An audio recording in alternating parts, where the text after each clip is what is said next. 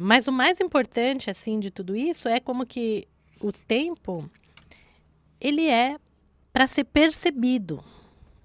A gente percebe o tempo com a nossa mente. Você vai numa fila, num banco, uma fila enorme. Você está nessa fila para pagar uma conta, você está nessa fila de uma maneira. E se você está na mesma fila para receber, você está de outra maneira. Sim. É a mesma fila, é o mesmo tempo que você vai ficar lá. Então, o tempo você percebe de uma maneira ou de outra. E quando você está desfrutando o tempo, você acessa a quarta dimensão. Que aí você está numa outra linha de tempo. Você não está ansioso, afobado. Você está em outra, como as crianças que estão brincando, eles estão lá brincando com qualquer coisa, estão uau, uau, né? E a gente não. A gente não consegue desfrutar o tempo. A gente fica enchendo o tempo de coisas. Ah, o tempo livre, você enche. Ah, eu tenho livre, então eu vou encher de coisa assim, eu não fico com tempo livre. E na verdade a gente precisa ter tempo livre para poder descobrir esses tesouros que a gente tem dentro. Porque antes de vir para a Terra, nós todos viemos com algum contrato assinado do que eu vou fazer quando eu for lá. Porque vir para a Terra é como um vestibular ou uma universidade mega importante, que a gente sai com um diploma evolutivo aqui, sai para um uau, dá um salto quântico. Se a gente conseguir passar nas provas dessa terceira dimensão aqui, tão densa que é. E aí a gente vem, esqueceu de tudo. Existe uma tal de uma frequência artificial que mantém a gente ali numa faixa vibratória bem baixa, fazendo a gente ficar com medo, ansioso, triste, deprimido, sem saber o que eu vim fazer aqui. Ou quando você acha que sabe o que veio fazer aqui, tem medo de ser aquilo, de fazer aquilo. Ou de... Por quê? Porque foi programado para ser de outra maneira. Para você pensar todo mundo de uma só maneira, de você reagir num certo sistema de crença e tudo mais. E quem mantém todo mundo pensando assim igual? Além de falar, bom, comunicação, tudo que é feito para isso, né? Mas existe uma frequência de tempo, porque a tua mente está ali. E esse calendário antigo, esse calendário que as pessoas ainda seguem, esse calendário gregoriano, que é 12 meses, 30, 31, 30, ele foi meio que inventado, né? Ele vem lá, primeiro lá, numa contagem tipo da Suméria, que depois os romanos pegaram essa contagem que antes eram 10 meses o ano, os meses. Aí eles fizeram uma reforma, porque o Júlio César queria ter um mês, o César Augusto queria ter outro mês, porque a gente tem o mês de julho, que é para o Júlio César, e aí tem o agosto, que é para o César Augusto. O Império Romano cresceu, começou a adotar tudo quanto é... Você chama César Augusto? Não. Não, eu gostei dessa... Não, só me deu uma coceira aqui. Eu gostei, não sabia dessa história dos... E aí, o Império Romano começou a conquistar, e eles conquistavam, assim, pessoas que falavam de idiomas diferentes, religiões diferentes, eles foram conquistando. Então, era assim, era um monte de cultura para eles administrarem.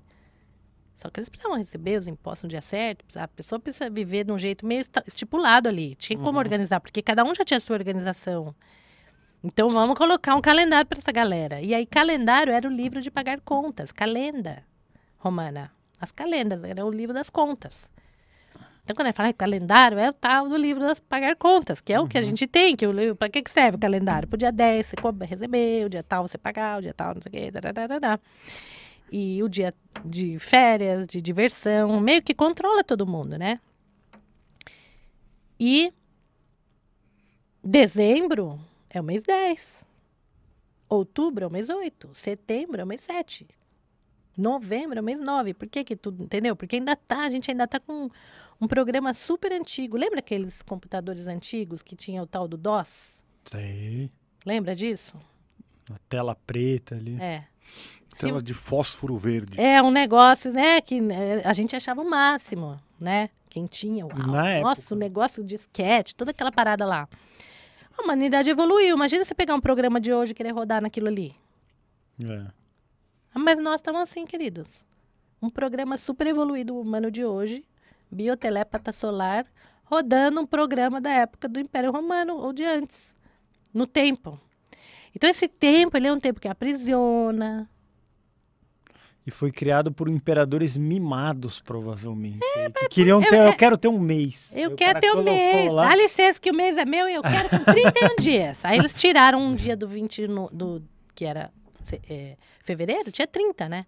Eles tiraram um dia. E aí o outro César Augusto também quis. Aí tirou outro dia. Então ficou fevereiro com 28 solto lá.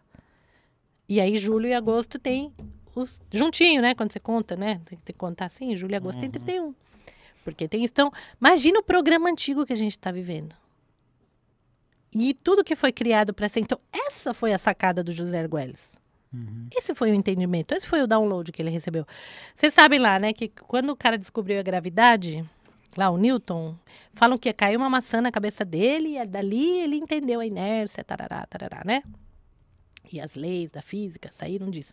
Para o Valon Votin foi ele visitar o Museu do Tempo, na Suíça, com a mulher dele, na época Bolonic. Eles foram visitar, eles já estavam seguindo os ciclos do Tzolk'in, que depois eu vou explicar um pouquinho mais disso, tá? Eles foram lá nesse museu, e aí olharam o Museu do Tempo, tipo, meu, isso aqui não é o tempo, isso aqui é o relógio, é o Museu do Relógio. E ali caiu a ficha dele, que era o tempo artificial, que eram os 12, 60, 13, 20, a frequência natural. Na Suíça. Ali foi quando caiu essa ficha, né? E aí foi quando ele também entendeu que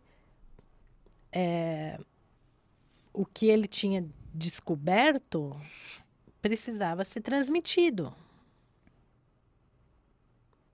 E aí começou o movimento mundial de paz para a mudança do calendário. E com esse movimento, eles foram visitar o Papa, a ONU, os chefes de tudo quanto é estado, mostrando o quê? Ó, a humanidade precisa mudar de tempo.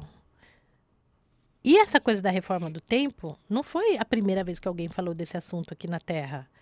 Já tinha vindo de outros momentos, porque se você para pensar num calendário de 30 a 31 dias, para você fazer uma contabilidade de uma empresa é muito bagunçado. Porque um mês, um dia a mais um mês. Imagina o faturamento de uma empresa, uau, um dia a mais, um mêsinho.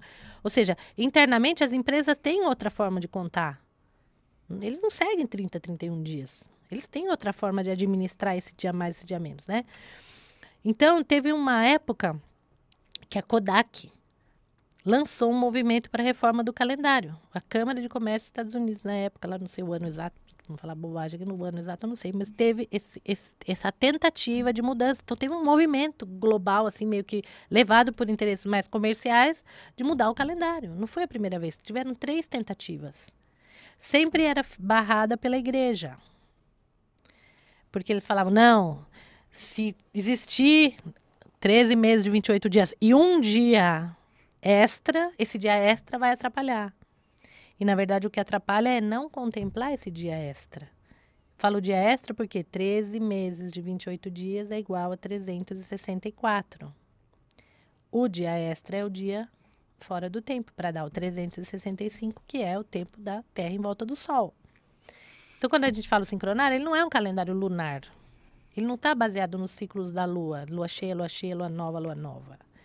Ele está baseado numa solar, porque são 365 dias, que é o movimento da Terra em volta do Sol, e ele está baseado numa média de 28 dias dos ritmos lunares, que a Lua tem assim um ritmo que é de 29 dias e pouquinho, e outro que é de 27 e pouquinho. Quando junta os dois, divide, dá 28. Então, e essa contagem de 13 luas de 28 dias, muitas culturas observaram e muitas culturas tinham como sua forma de contar o tempo. Então, lá os druidas, os mapuches, polinésios, tinham essa contagem de 13 luas de 28 dias. Os incas, os mapuches, tinham essa contagem de tempo. 13 meses de 28 dias. Cada um chamava o mês de uma coisa. Um era o nome de árvore, o outro era o nome de não sei o quê.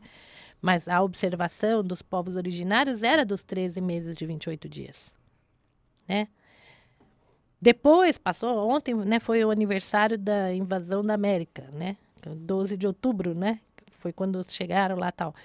E aí, quando os espanhóis chegaram lá, eles entenderam que existia uma perfeição na contagem do tempo, porque a gente tem os solstícios e equinócios que tem uma data precisa, né? Que a Terra está os dias, mesma quantidade de noite e dia, e quando é solstício, por um lado a luz está maior, por outro lado menor. E que lá, os povos originários lá do México, do Yucatán, tal, eles tinham preciso, porque eles tinham monumentos onde a luz passava exatamente no buraquinho naquele horário, naquele dia. E lá na Europa está 10 dias defasado. Então, para corrigir esses dias de que estava defasado, eles convocaram os maiores astrônomos da época e falaram: ó, resolve isso aí. Porque os caras lá, que não sabem nem usar roda, eles conseguiram resolver.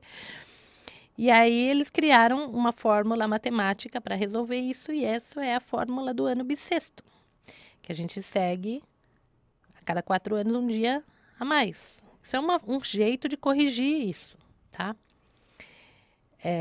E aí, a partir do momento que entrou o ano bissexto, começamos a contar o calendário gregoriano, porque quem implementou isso foi um Papa Gregório XIII. E aí começamos a viver 13 dessa maneira, e aí isso naquela época alguns reis tinham adotado esse calendário e demorou 200 anos para todo mundo, no mundo inteiro, adotar essa contagem. No começo não era assim. Eles mandavam de presente umas agendas cheias de pintadas, tal, para, olha, isso aqui é a nova forma de contar o tempo. E aí eles iam presenteando, e aí isso foi crescendo naquela época, demorou.